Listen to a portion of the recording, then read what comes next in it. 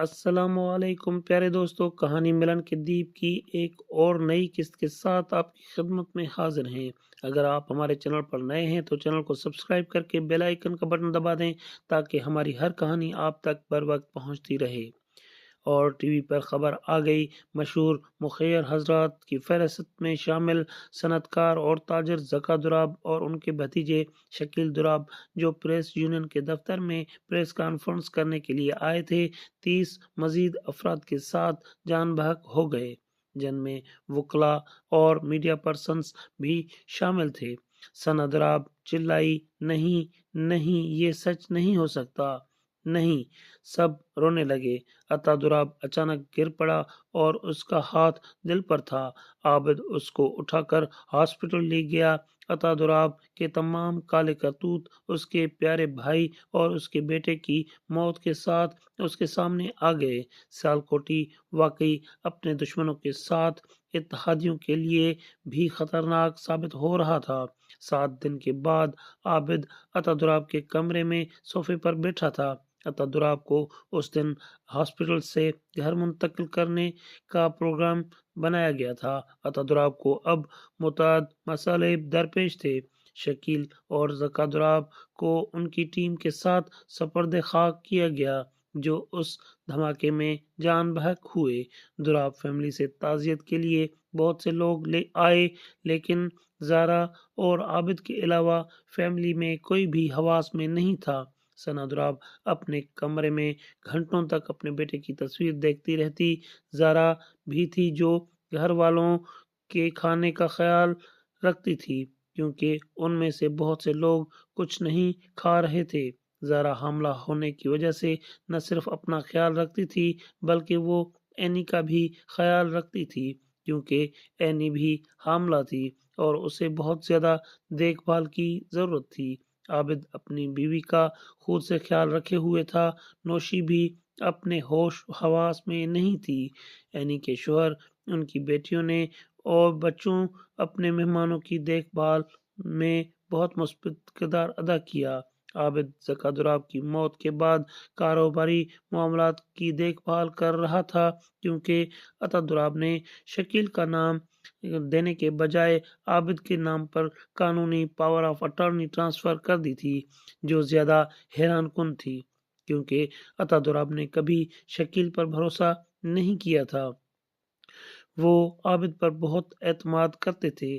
عابد نے فائلیں دیکھیں اور ہاسپٹل میں ملاقاتیں کیں، کیونکہ اس نے عطا دراب کو ایک لمحے کے لیے بھی اکیلا نہیں چھوڑا۔ وہ خود حیران تھا کہ عطا دراب تو اس کا سب سے بڑا دشمن ہے اور اس کے بڑے بھائی کا قاتل تھا، پھر بھی عابد کو عطا دراب سے ہمدردی تھی۔ اس وقت عابد ایک فائل پڑھ رہا تھا اور اس کے سامنے کمپنی کے 3 ملازم کھڑے تھے۔ زارا کمرے میں آئی اور بولی، میں آپ سے کچھ بات کرنا چاہتی ہوں۔ عابد نے ملازموں کو کہا کہ حضرات برائے مہربانی ہمیں معاف کر دیں، اب عطا انکل گھر میں ہیں، اس لیے میں کل سے آفس جوائن کروں گا، ہم سب کل بات کریں گے۔ یہ سنتے ہی ملازم چلے گئے۔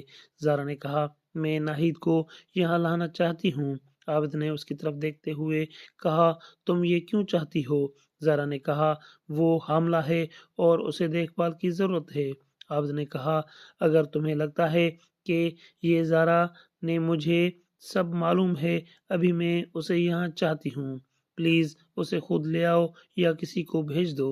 اسے یہاں لانے کے لیے عابد نے اس کی طرف دیکھتے ہوئے کہا، تمہارا دل ہے سونے کا، مجھے خوشی ہے کہ میں نے آپ کو اپنی بہن سمجھا، ٹھیک ہے میں کچھ کروں گا اور کل تک وہ یہاں پہنچ جائے گی اور آپ کو کمپنی کے تمام اہم ملازمین اور اہم اسٹیک ہولڈرز کے بارے میں مجھے بریف دینی ہوگی۔ زارا نے کہا، یہ قانونی کاروبار ہے، ہم غیر قانونی کاروبار کو کیسے نپٹائیں گے؟ عابد نے کہا، انیک اور کومل اس کا جائزہ لیں گے، اگر ہم اب تمام غیر قانونی دھندوں سے پیسہ نکالیں گے تو ہم بہت سے دشمن پیدا کریں گے جو ہم نہیں چاہتے۔ انیک پہلے ان تمام لوگوں کو سنبھالے گا اور پھر ہم ان کاروبار سے تمام پیسے نکالیں گے اور اس رقم کو کچھ ترقی پذیر معاملات پر لگائیں گے۔ زارا نے کہا کومل ایک سانپ ہے، خبردار رہو کہ یہ ہمیں کسی بھی وقت کاٹ سکتی ہے۔ عابد نے مسکراتے ہوئے کہا ہم کومل کو صرف کٹ پتلی کے طور پر استعمال کر رہے ہیں، وہ سمجھتی ہے کہ ہم یہ غیر قانونی کام چلائیں گے اور اسے اس کا حصہ مل جائے گا اور وہ اس رقم سے اپنے خاندان کو آباد کر لے گی، لیکن وہ نہیں جانتی کہ ہم اس کی حقیقت جانتے ہیں اور ہم اسے مکھن کے بال کی طرح باہر پھینک سکتے ہیں۔ وہ ان سرگرمیوں کو سنبھالنے میں ماہر ہے اور اس کے پاس مضبوط پی آر ہے، اسی وجہ سے ہم اسے برداشت کر رہے ہیں، لیکن جب ایک بار معاملات طے پا جاتے ہیں اور زین کومل کے بھائی عالمگیر کو سنبھالنے میں کامیاب ہو جاتا ہے تو ہم آسانی سے کومل سے نپٹ لیں گے اور یا تو وہ ہماری بات مانے گی یا پھر اس سسٹم سے باہر ہو جائے گی۔ زارا نے سر ہلایا اور باہر چلی گئی۔ سیالکوٹی اور اس کی گینگ کے خلاف آپریشن کی خبروں سے کچھ معلومات حاصل کرنے کے لیے عابد نے ٹی وی آن کیا۔ اعلیٰ حکام نے سیالکوٹی کے خلاف کریک ڈاؤن کی آرڈر پاس کر دیے تھے، جس کی وجہ سے سب ادارے حرکت میں آ گئے تھے اور سیالکوٹی کے خلاف آپریشن شروع کر دیا گیا تھا۔ سیالکوٹی مافیا کے سب سے طاقتور گروہوں میں سے ایک تھا۔ انہوں نے اداروں میں اپنے وسائل اور جاسوس کا استعمال کیا اور پہلی بار نظام کو شکست دی کیونکہ ان کے پاس ان کی مدد کے لیے جدید آلات موجود تھے۔ ریاست کو مجبوراً اپنے طاقتور ترین اداروں کو زمین پر لانا پڑا اور وہ ادارے سیالکوٹی کے نیٹ ورک کو کچلنے میں کامیاب ہوئے اور بعد میں انہوں نے سیالکوٹی گینگ کو کچل دیا، لیکن سیالکوٹی اور اس کے خاندان کے ساتھ اس گینگ کے تمام اہم رہنما گدھے کے سر سے سینگوں کی طرح غائب تھے۔ سیالکوٹی بہت سے لوگوں کا مشترکہ دشمن ہونے کے ساتھ ساتھ بااثر پوسٹوں پر بہت سے لوگوں کا خفیہ محافظ بھی تھا۔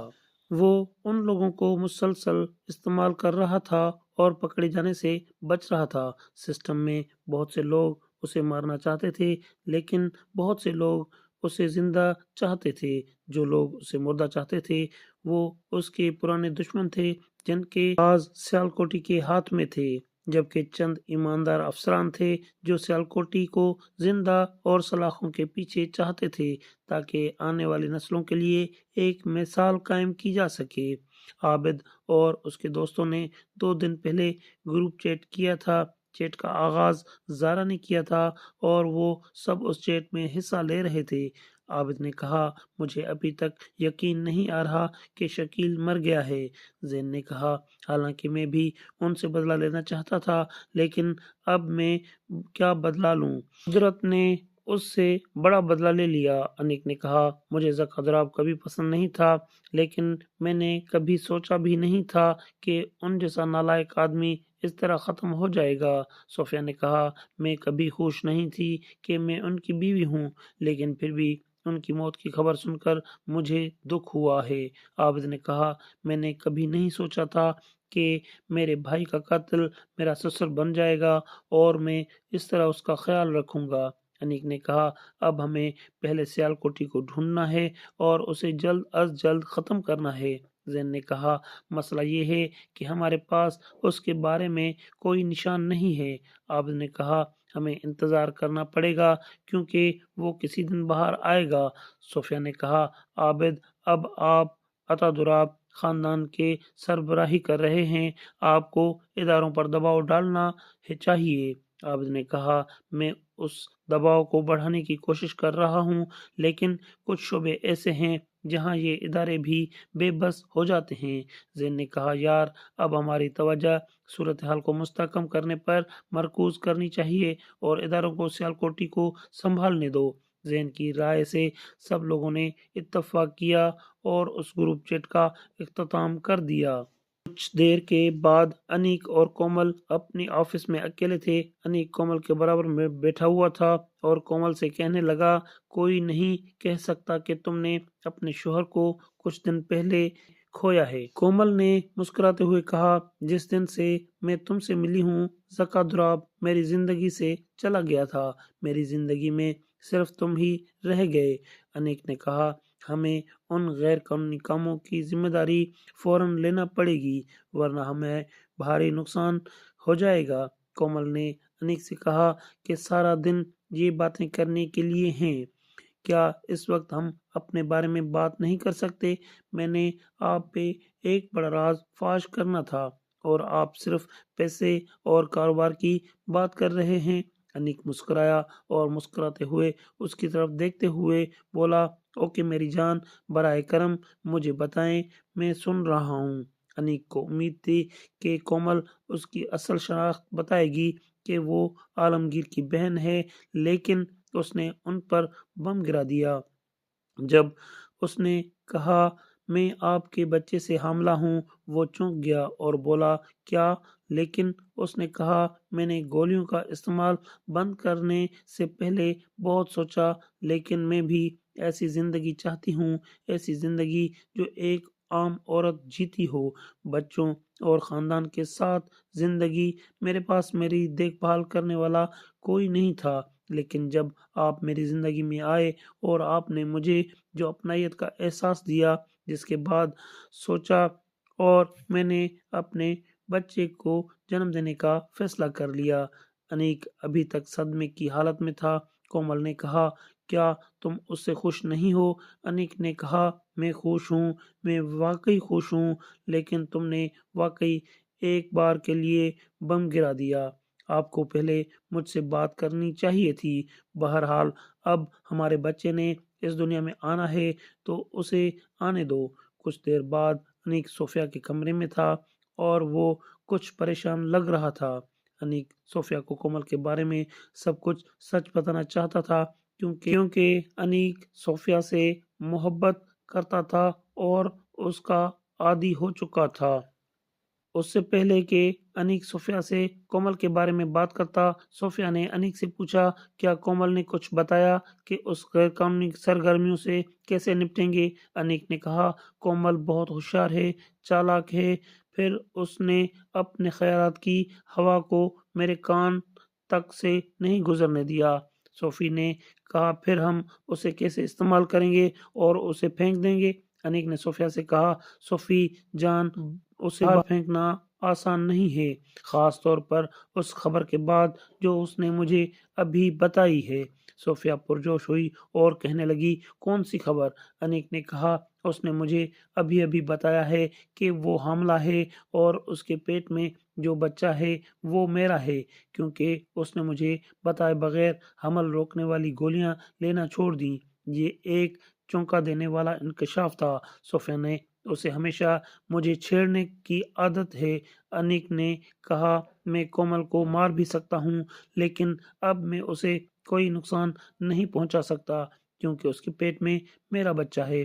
सोफिया ने कुछ देर सोचा और कहा मुझसे वादा करो कि अगर मैं तुमसे कुछ कहूँ तो तुम नाराज नहीं होगी। ने उसकी तरफ देखते हुए कहा देखो सोफी, कोई और बम मत गिराना मुझ पर। मैं अभी तक उस खबर के असर से नहीं निकल सका जो कोमल ने मुझे दी थी। सोफिया ने थोड़ा सा झिझकते हुए कहा अगर मैं कहूँ कि ये उसी किस्म का बम है जो कोमल ने तुम पर गिराया तो? अनीक अचानक उठा और बैठते हुए बोला अब मुझे ये मत कहना कि तुम भी हामला हो। सोफिया ने अनीक का हाथ पकड़कर अपने पेट पर रखते हुए कहा हाँ मैं हूँ, हमारी मोहब्बत की निशानी इस पेट के अंदर है।